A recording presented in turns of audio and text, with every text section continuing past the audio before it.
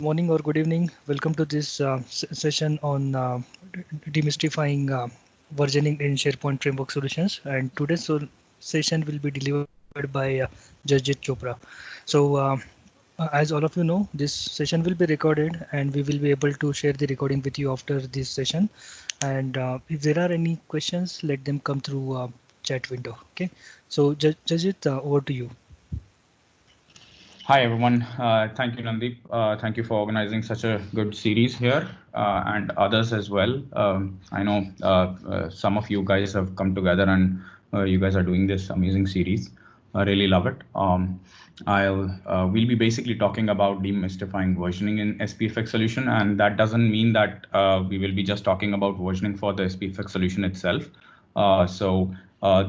I've combined all the resources and links together for you to have it in one place. There's a lot to cover. There is no demo at this point. I don't like doing presentations with demo, but I didn't have a choice here at this point. So if you are, even if you are a beginner or intermediate or at an advanced level, you will still find some things that are useful from this session. There'll be a lot of references to blog posts and Microsoft documentation, but for a good reason, you'll see. Let me introduce myself. I am Jasjit. I am an owner of a small company, Panthara Technologies. It's based out of Mohali, Punjab. It's right on the foothills of Himalayas, 5 hours north of New Delhi. If you know cricket, you know where Mohali is specifically. But for others, it's right next to Chandigarh, which is the Union Territory, and it's very beautiful and green out here. I've been working in Microsoft Workspace for a long time, since my beginning, and my SharePoint journey started with General Electric when I was working with GE Capital International Services in Gurgaon. This was way back in 2005, and I was made an end user site collection admin on a SharePoint 2003 system. So way back, I started my journey on how this has turned out, and now we are looking at SPFx framework solution. So yeah, I've been through all those journeys, and it's been a great enhancements one way or the other. Love what I do. My company specializes in Office 365 development, Microsoft 365 services, and Azure consulting as well. So let's move on to our topic. This is what we will cover specifically today. So we'll cover versioning as it relates to our tool set specifically, then SharePoint, and then we'll cover some migrations and upgrades. All right. For toolset, I guess, okay, I have a spelling mistake there. I'll fix it before I publish this and share this with you. But Node.js, I'm pretty sure everybody with this. And SPFx basically relies heavily on NPM packages specifically, and that is how it started its journey in the first place. So NPM packages also, they follow the basic semantic versioning. Now, I don't know whether you've been an SPFX developer from, like, if you are a very novice person who doesn't know SPFX, or you've already started your journey, you're in 1 year of experience, or 2 years, or 5 years, or 10 years. It doesn't matter. Well, 10 years, SPFX did not exist 10 years before. But since you've been working on it, this is very important topic to understand. So I'm going to go ahead and open this link. Why is this important? People really need to understand what semantic versioning is and what is the importance of it if you're a developer, because the first product launch that happens, it happens with the 1.0.0, and then it is the patch, minor, and major release. You increment this, you increment the third digit if it is a backward compatible bug fix that you're introducing in your solution, backward compatible with new features, and changes that break backward compatibility. So now, if you understand the dependencies that are there in your package JSON, package solution JSON, then you will understand that why, when you build your particular solution and there is a version mismatch, and especially with a new version, why it breaks. And if you understand this, then you will understand why Microsoft has the dilemma of upgrading their SPFX solutions as well, because depending on their release number, it depends on what other dependency packages they are relying on, what will break versus what will not break. So it becomes really complex because the dependency tree becomes very complicated in terms of making sure the SPFx Yeoman generator and the version that it generates is basically complying with your specific version that you're working with. Now, again, I'm not going to go through the whole of this document at this point, but I highly recommend that you go through each and every single word on this page and go through this video. It is the basics of semantic versioning as well. And I mean, the semantic versioning is not explained way too much over here. There is a specification link over here. So you should look into this. Again, this is something that will bore you to death, but going through this document just once will help your development career as well in terms of getting the basics and the fundamental of semantic versioning right. The importance of semantic versioning is also very important, and it plays a major role in software development lifecycle. I don't know which clients, companies, or projects you guys have worked with. Uh, you might have seen strict adherence to semantic versioning versus you might have not seen compliance to semantic versioning in your daily projects that you do. But it is highly recommended that you do that, and there are multiple reasons for it, and we'll come to that when we do the SPFx solution versioning specifically. We'll cover that over there. Okay. And if you have any questions, you can go ahead and start typing it in. I'll take a break from time to time to make sure I check that as well. Okay. Let's move on to our next point. Now, for us to understand this whole package versioning solution, you need to look at package.json. This is a very important file in your project. So let's go ahead and open this link. Come on. Now it opened up in a different browser window. Great. Let me open the right window real quick and paste that link over here. All right. So actually, you know what? Let me go ahead and open a solution from SPFx library, GitHub, basically. We already have that, right? So there you go. This is our library, and there are so many solutions out there. And some of you on this particular, I'm pretty sure some of you have already created those projects or contributed to these solutions already. Solutions. Okay. I don't think I'm in the right place. Let's look at this and let's open package.json. All right. I'm not sure how many of you have gone in depth and understood what this file means, but it is very important if you're doing SPFX development and understand what this versioning means. So if you look at every single heading over here, that will explain all the details of what this name means, what this version means. This is something that we will come to later as well. What a private means, what all of these means, what is the importance of having these dependencies, and not just that, what is the importance of having these numbers, right? In some cases, you will see the numbers are not exact numbers. You see here it says tilde 3.9.9.1, but what does that really mean? And then in some cases there is a caret sign, and then there is the version of specific packages. Some are dependencies that go in the package itself. Some are dependencies that are only dev related. Again, you have to understand the difference of the npm scaffolding via Yeoman generator and how these dependencies come into picture. This session is not for that specifically. And then look at this document specifically and read through every single word on this as well. I'm not going to go through every single piece of it, but let's understand one small thing which is very important. Let's look at the dependencies over here. That's repository. You see there is scripts.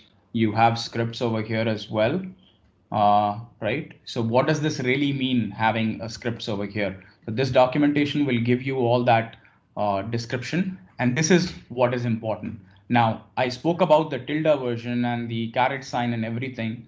So approximate equivalent to version, right? And what does this mean? Approximate equal to version. This is something you will understand when you get into the details of the semantic versioning that we were speaking about earlier, right? So this is specifically related to your NPM semantic versioning, how it uses it and how it works with it. So what does that specifically mean? You will get your answer from here. Now, I'm not going to give you all the answers on this particular session right away. So you'll have to do some homework on your end to understand what this is. But having this fundamental understanding is extremely important for a developer, whether you're starting out in this journey or you're already a seasoned SPFx developer. You need to understand this because this will help in troubleshooting your package builds from source code, especially in the CI/CD pipeline, because node packages are not uploaded in your Git repository or in your Azure DevOps repository. Okay. Usually that is a very bad practice. It doesn't make any sense to do that. And then having a good understanding of these packages and the versioning specifically will give you an idea of um, how the CI/CD pipeline automation should look like as well, and what these dependencies should be. Do you want to put a strict governance on packages? So make sure you don't give any references where it will be it can pick up any version or greater version. It should be a very specific version, so you'll have strict compliance according to your Azure CI/CD pipeline as well. But these are decisions that need to be done with your customers to make sure that they know how their Azure CI/CD pipeline or any other CI/CD, doesn't have to be Azure DevOps, it can be any other orchestration tool that will do their CI/CD pipeline and build these packages. You have to have these discussions with them and ask them if there is a compliance policy for NPM packages and versioning that is being used, or you can leave it loose, or you can, work with your compliance aspect of how the CI/CD pipeline works. But if there is nothing in place with a customer, now that you know all of this, you can be in a position to consult them and give them feedback that, hey, this is the pros and cons of having loose versioning versus tight versioning, and how this might work out for you, right? So the other aspect of that, I'm not going to talk about this, is the security aspect, of which quite big organizations are very worried about as well, because these are NPM packages, and when you do the Gulp bundle and ship and all of the warnings that come up for security and others, they sometimes freak the customers out as well. It is a big issue. Microsoft understands that, but you have to understand what open source ecosystems brings with it as well. So again, discussion for another session or a topic altogether. So I'm going to close these browser windows at this point. Come back to this one. Yeah. So again, make sure you understand and go through this and have a basic understanding of what these packages are, how these packages work, how NPM manages these versioning using the semantic version, and how they play into the bigger picture within your package solution that you deploy at the end of the day. All right. Let me go back to my presentation now. Now, for code editor, it really doesn't matter. You can use Visual Studio, you can use Sublime Text or any other that you're familiar with. That won't have any issues with it. As long as you're comfortable with that code editor, you should be okay with it. You can use most of the time I've seen people using Visual Studio Code, so that's perfectly fine. Okay, let's move on to Yeoman and Gulp. Of course, I don't know how many of you just simply go ahead and jump into this SPFx development world by simply, going ahead and reading the article and running the Yeoman commands and running installing Yeoman using npm. But there is an importance of this particular tool set that Microsoft is using and what it is made for. It is basically a web project scaffolding tool. And it is not just used for SPFx, it is used for various other web-based projects as well, right? So make sure you understand the concept and make sure you go to this specific website and go through the documentation in depth and understand what this tooling and this tool chain set is all about and why Microsoft made that decision. So you can have a better understanding of the project structure itself and what versioning means and what upgrades mean. You will really understand this. One piece of source code that is not open source at this point is the Yeoman generator, the SharePoint generator part that Microsoft still owns, and they take care of it and they release the version on their own. So right now I think we are on SPFx 1.1.0, 1.10.0. Correct me if I'm wrong there, Nandeep. But those specific versions of SPFx, that is something Microsoft is still not releasing the source code for. For reasons, ask Vesa. I don't know what those specific reasons are, why that is still in-house. But again, for you to working with and understanding the versioning, having a basic understanding of this Yeoman generator is very important as well. Let's go ahead and close this and go back to our slide. Now, where is this particular package that Microsoft developed? It is basically released over here. And of course, it has to do a roulette with me at this point. All right, there you go. Let's open that link. So this is the package that has been released by Microsoft over the years. Yep, we are at 1.10.0 at this point. This was published 4 months ago. And you can see the history of this. This is 31 versions, and this is from the npm package. This is what gets downloaded when you do the install. This is where the source is, okay? But the actual documentation from Microsoft on this is on a different link specifically, which is on this link. Come on. Sorry about this, guys. All right, so let me go ahead and open that link. This is where the actual documentation is. And again, if you don't, if you're working with SPFx, you should be coming here from time to time and understanding this, especially the release notes.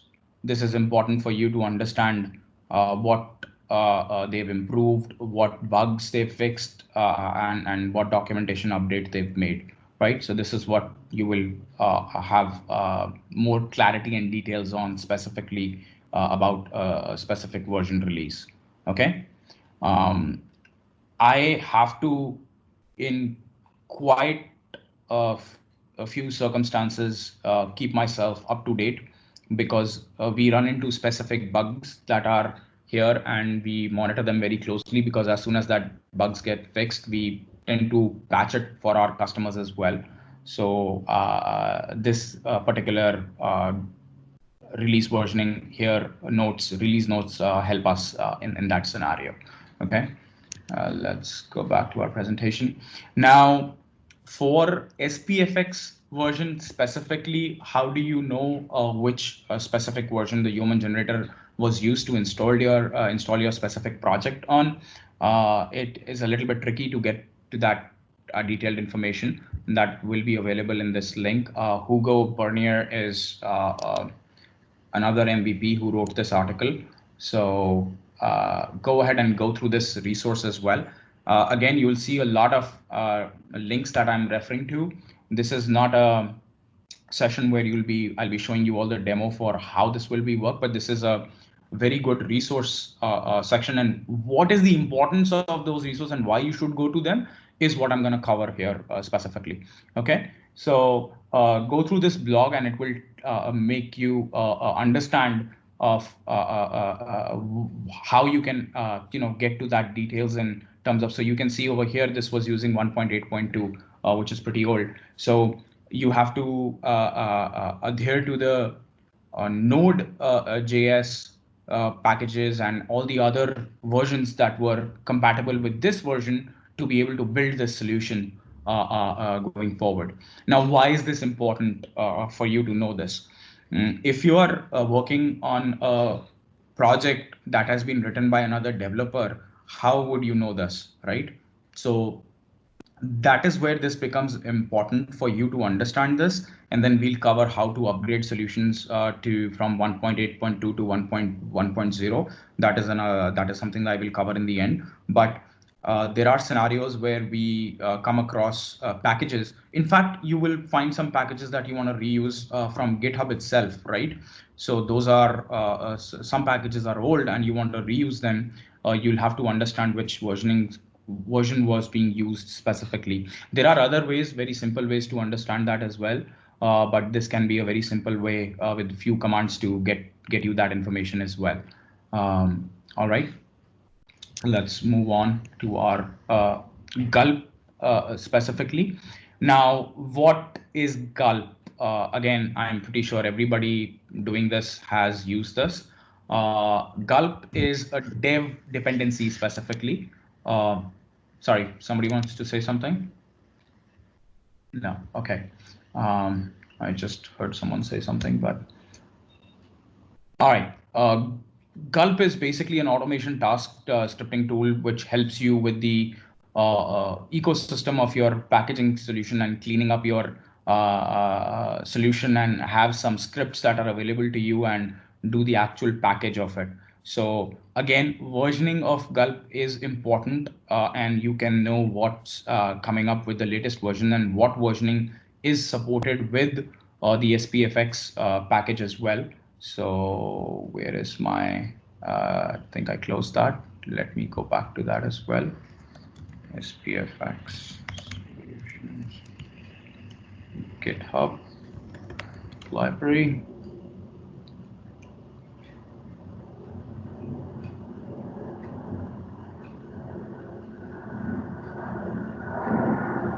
Right. So if I go to modern search, for example, and let me go ahead. Actually, no, this is different. I'm gonna pick something else. Contact management, for example, and open package.json. You will see the Gulp dependency version here as well. So anything close to 3.9.1 will work. But since 4.0 is a major release, again, understanding semantic versioning is important here. That might not work with this. So you have to make sure that you keep it below 4 to make this work, right? So this is why this is important, and why you cannot use 4.0 specifically here, right? And the other versions you can see when they were released. So this is what Microsoft is compatible. That particular solution is compatible with at this point. So keep those things in mind, and whether this tilde sign means can it go up till major upgrades or not, that will depend on what 4.0 broke as backwards compatibility and whether that feature was being used there or not. Okay, so again, very important to understand these little versioning differences as well within the project. Not sure if you guys have dug deep into this and understood this. Now let's look at our main SPFx toolset framework solution specifically. So I've just put this link for people who are completely new to this. They should, so they can, even if they are going through this documentation, they can, or this particular slide, they can go ahead and look at the starting point of where they can start with the overview of the framework. And I'm pretty sure majority of the people over here don't need to go through that link. But this is where I keep coming from time to time as well when it comes to versioning, right? So in order for me to understand where SharePoint Framework is going, I keep a tab and I keep myself up to date on what Microsoft is releasing, what is generally available and what is not, and what is compatible with what SharePoint version specifically. A lot of questions come in where customers are using SharePoint on-prem solutions as well, and whether you're building a solution that will work across SharePoint Online, SharePoint 2019 and 2016. You can refer to these documentations and understand what where it is going with that and how that can help you build a solution that will be compatible. So you'll need to look into the features that are specific to the on-prem versions specifically. Okay, let's move on to our next link. Again, this is a very specific link that tells you how the solution packaging works specifically. Again, you do the scaffolding and it does all of this for you. But what are the important components and how these interfaces come into picture is a very important concept, and they have their own manifest files which have specific versionings as well. What is the importance of these versions? You have to understand that as well. And why do we have versions in different places as well? That is something I'll cover. Again, there's another blog post by Stephen Bauer. I'll maybe you've already gone through it, but not paid attention to that specific piece of it. We'll go through that in a bit. But make sure that this is something that is in your mind when you are developing these packages and understanding how these file paths and everything else works within the solution. So you see one aspect of the file path is the zip package, which is there in the package.json as well, which is what decides, and this is what your solution versioning is actually all about within that package.json. Okay, let me go back to Teams. Oh crap. Your Nandi, is my browser not visible? I can see your browser with docs.microsoft.com, where you have default configuration. Somebody just pinged in the chat that they're not able to see the links. So I'm posting the links, not to worry. So you can go ahead with your presentation. Okay. All right. That's fine. Well, you will get the copy of this slide as well after the session. So I'll be sharing the link with you. Okay. So don't worry if you miss certain links. That is the whole point of putting that presentation together, and this I'm explaining why, and I'm covering the sequence of how you should follow those documents and why you should be reading and what you should be extracting from those documents specifically and these links. Okay. Again, I'm not going to cover and read every single paragraph and line from these documents. So let's move on to the next one specifically. This is very important piece to understand your structure and see this. And many times when you are actually troubleshooting and you see in when especially when you have multiple developers and you have multiple components within a package, and there are multiple developers working on the same repo, somebody might forget to update package.json. That can be detrimental because in your Azure CI/CD pipeline, in that case, because the dependencies and the package.json is not up to date, the build will fail from that scenario. But for you to catch that, you need to understand the whole structure and for you to understand how this solution packaging works in the first place. Okay, so let's move on. Now, NPM has its own nuances when it comes to versioning. Now, I already showed you where in package.json the particular version is specifically, right? So let me open this link. You can actually automate your versioning using npm version right here. This is, I've taken it from Microsoft documentation in usage section. You can of course open this link and get to the basics of it. Now this is where, if I was starting my journey or if I'm already a SPFx developer, I would first understand this, what this document is telling me, and understand how it works with Git specifically. And the more important part to understand here, guys, which probably in the CI/CD pipeline is very important, but you don't understand is the distribution part and the tag part. This part specifically, the Git tag part, right? This is extremely important because when you upgrade your versions, the tags help you understand within your repo which version has what tag specifically.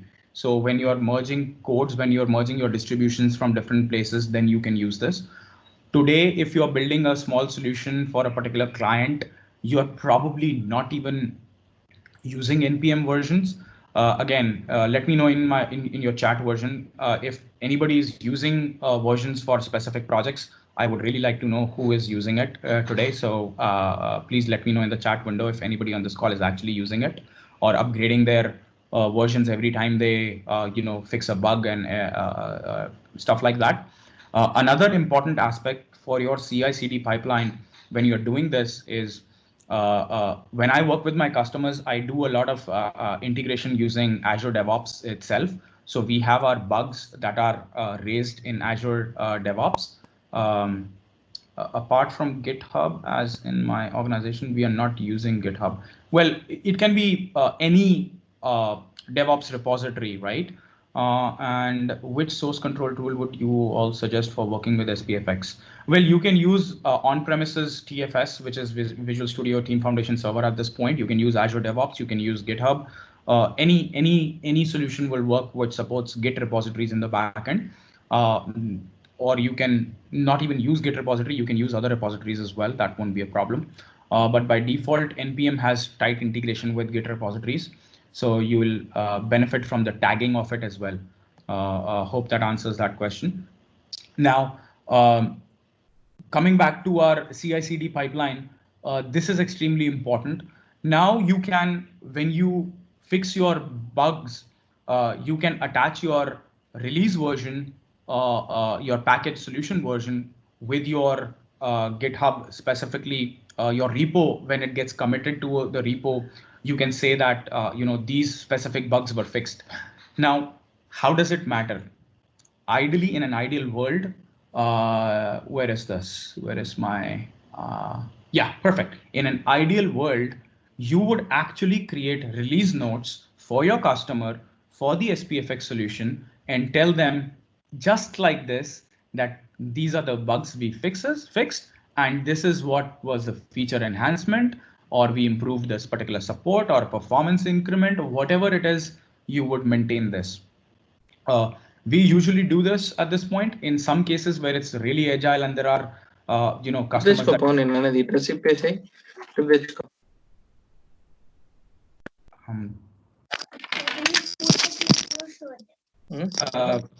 can someone who just joined mute their microphone, please?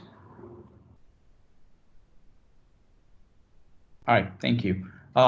Yeah, so ideally you would prepare this documentation so your client can understand what bug fixes and what improvements and additional features you brought in every single release. So that is where that semantic versioning for your SPFX solution is of very high importance, and it keeps your software development practice in a very professional way. Again, not sure if you guys are following it or not. I would really like to know your feedback and your comments from your day-to-day life experiences in your existing projects. But this is something that we do maintain for our customers as well.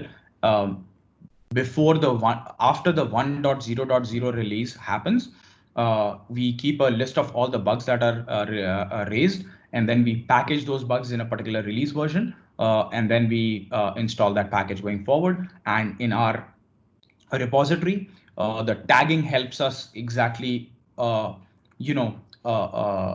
pinpoint where in my versioning within the DevOps a particular release version and what bug fixes were there. So all this documentation helps keep everything together. Okay, let's move on. Now, I've already spoken about this particular topic in terms of, when you go to usage, you can, there is a basic understanding. Now, previously, the problem with NPM or this SPFx solution scaffolding was you had to maintain versioning in different places. That is no longer the case. NPM version now supports updating your versions in different places. Microsoft is being very careful now that they've included Teams. They are updating your Teams manifest as well with that versioning, which is very good. Um, and I don't know if you understand. I'll take a step back. I forgot about one more aspect of why versioning is important. Versioning is also important from an update standpoint that, okay, if a solution is updated, then the target environment, in this case, it's SharePoint Online, knows that there is a new version and I have to give that to my customer instead of giving the older version, right? And then how does it work when you're doing when you're building solutions that are packaging all your content within the SPFX solution, like your JS and your CSS files, you're not using a CDN. And how does it work when you're using CDN repositories as well is a little bit different. So I encourage you to understand that aspect. Again, I don't have that much detailed time on this call to go through the aspects of what happens with versioning updates when you do a solution with all the assets in place and package them with package your assets within SPPKG file versus what happens with your solution upgrades when you do it on the CDN level itself. I'll give you a scenario where, in terms of what we see as a biggest problem, the biggest problem that we see with the CDN deployment solutions is, of course, the CDN is a much preferred way and faster way for deployments where a lot of calls are being made and those files are being referred, but they come with a caveat in terms of cache management, right? Especially mobile browsers, clearing cache in mobile browsers is very tricky for an end user, right? If you're a techie, if you're a developer, yeah, you know where to go and how to do that. But for normal user, even clearing cache on your desktop is very tricky. So a lot of our, bugs or issues don't get resolved when we push out a new update because the CDN repositories are cached and the customer is still using that. So the way we've come across these is we manually change the file names with the version and we've automated that in a CDN environment. So if there is a CSS file, it will have the version number with it in the CDN itself. Okay, so the previous CDN CSS file version with the particular SPFX version will be there for the package. So whatever your version number for that solution is, we will append that to the CDN files.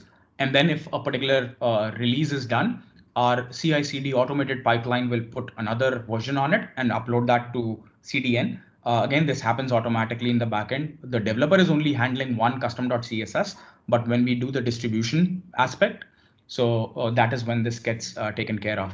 Now, where is the distribution aspect, you might ask, which is also right here. These are additional Gulp tasks. So with one task, you can clean, bundle the package. And how can I now take more control on the packaging of this solution, right? That is what is now covered in our second, in our additional link over here.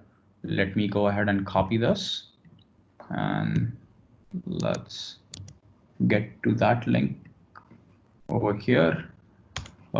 He's a very good friend of mine, Stephen Bauer. He's written, I mean, look at his other blogs as well. He's done some amazing work on his blogs. This is where in this blog, he tells you exactly, it gives you a little bit of more detailed description of how you can automate it and how you can understand, how you can insert pre-version JS files and automate your CI/CD and understand how that package solutioning will work for you. And he's given you a basic script for it as well. And you can add that pre-versioning script to it. And every time that packaging works, it will do that. And this is where, in the end, he talks about the distribution package, and you can include that in the post-version script. So this will not run in pre-version of that.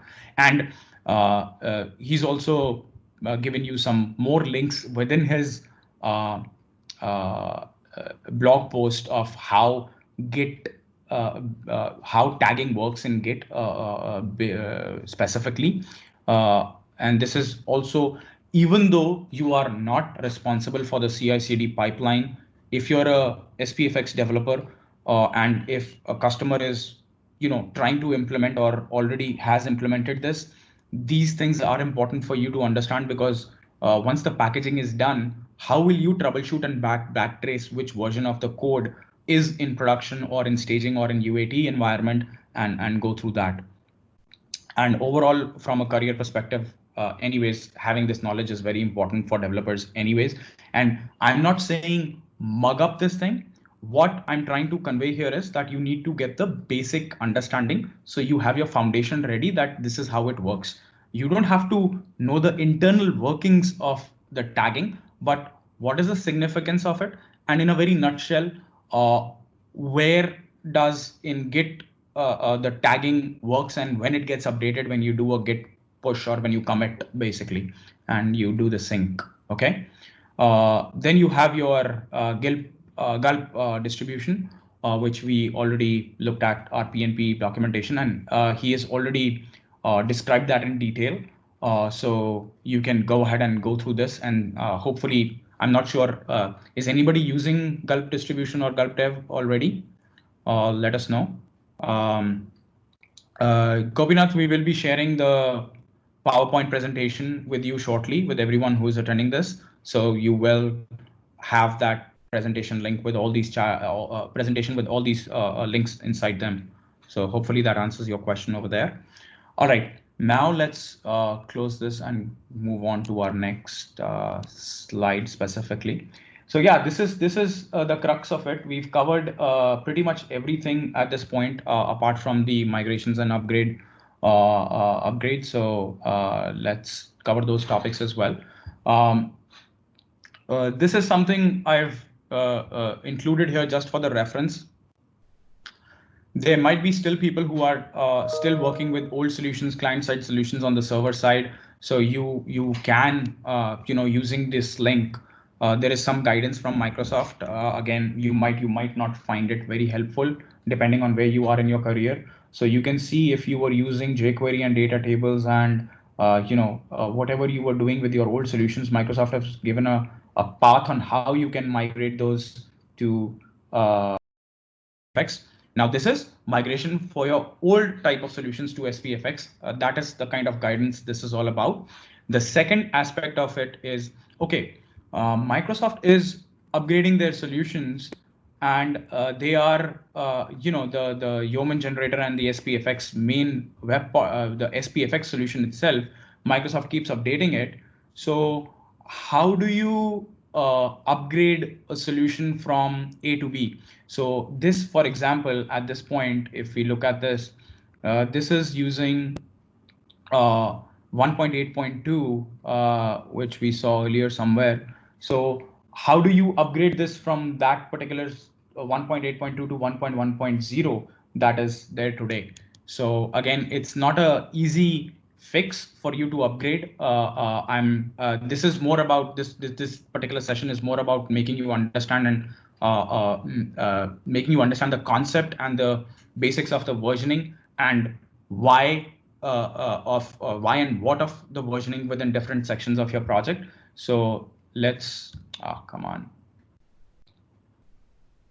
Interesting. It is not letting me open that link for some reason. All right, now it did. So Microsoft has some guidance for you there as well. Let me open up another tab.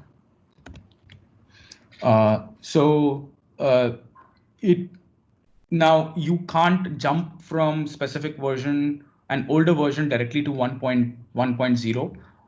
Again, I hope now that you understand the basics of the dependencies and the packages and everything, it would make a little bit more sense where you cannot jump from 1.7 to 1.1.0 directly. For example, you have to have certain packages and dependencies in place and the structure, so you don't break backward compatibility issues. So that is where Microsoft has come up with this SPFx project upgrade and Office 365 CLI command line tool that will do this for you. It won't make changes to your project, but it will tell you exactly which files you need to go back and upgrade to make it work from going from one version to the other, right? There might be possibilities. I'm not 100% sure whether you can jump from 1.2 directly to 1.9.1 if it will give you that. But if you go ahead and do that, it will the guidance for the upgrade once you run this will be available to you, and manually you'll have to go ahead and make those changes. And this I don't think in the near future this will change anytime soon. So yes, this will remain a little bit of a painful process to maintain. Why would I want to do that? All the new features that are available in 1.1.0, I might want to include that in my existing project and deliver that functionality and feature to my customer. So that is where these upgrades become necessary and important. And also, it might become important from a security standpoint where there might be new warnings and advisories or security flaws that might have been discovered with the packages, specifically package version being used to scaffold and that were included in this project and bundled together. Okay. Um, that's pretty much it from my end. Thank you for attending today. I'm going to go ahead and take some questions at this point. Let me go back to Teams.